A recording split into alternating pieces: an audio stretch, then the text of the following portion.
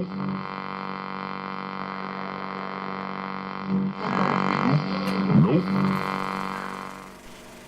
few years ago, there was a wealthy couple who had 2 children, a boy and a girl, and the family lived in a large house in Newport Beach, California.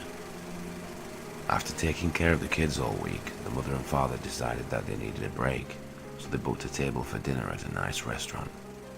That evening, they called a teenage girl they knew and arranged for her to come over and babysit their children while they were out.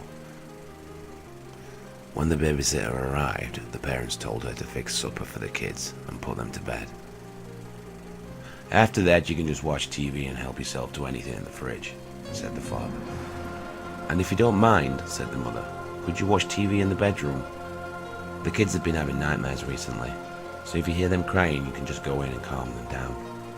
The babysitter happily agreed and the parents left for their dinner date. The girl gave the children some milk and cookies, then ushered them upstairs to bed. When the babysitter walked into the parents' bedroom and sat down, she noticed that there was a creepy-looking clown statue standing in the corner of the room. She tried to ignore it, but it looked so eerie and disturbing that it sent a chill down her spine. She felt as though its eyes were staring straight at her while she watched TV. As time passed, the babysitter started to feel more and more uneasy about the clown statue. Whenever she glanced at it, she got the unsettling feeling that it had moved, ever so slightly. Finally, the clown statue began to freak her out so much that she just couldn't handle it any longer. She decided to go downstairs and phone the parents. When she dialed the number they had left her, the father answered. "Hi, it's me," said the babysitter. "Everything's fine, the kids are asleep in bed, but I was just wondering, would it be okay if I watched TV downstairs? I know it sounds silly, but the clown statue is really creeping me out." "The clown statue?" asked the father. "Yeah, the clown statue in the bedroom," the girl replied. The phone went silent for a moment. "Listen to me very carefully," the father said. "Take the children and get out of the house. We will call the police. Go, now." "What's wrong?" asked the girl. The father gulped and replied, "We don't have a clown statue." For a second, the babysitter stood there, stunned. Then she dropped the phone and raced upstairs and grabbed the children. Carrying one under each arm, she raced downstairs again and fled out into the street.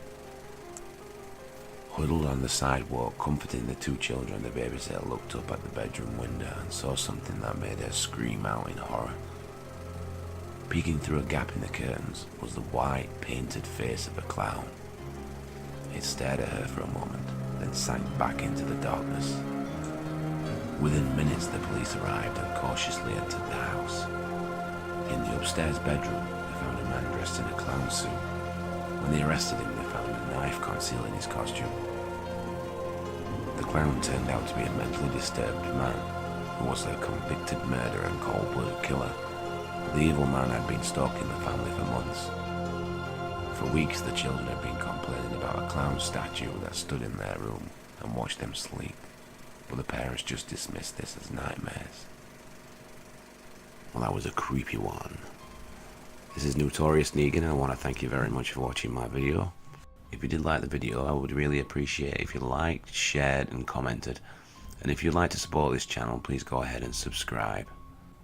This channel primarily started out as a cosplay channel, dressing up as the character Negan from Walking Dead, and doing a lot of those kind of videos, which I'll be still doing. If you're interested in Walking Dead, you can check them out. In addition to that, I'll be doing a lot of these scary stories, which is one of my big interests.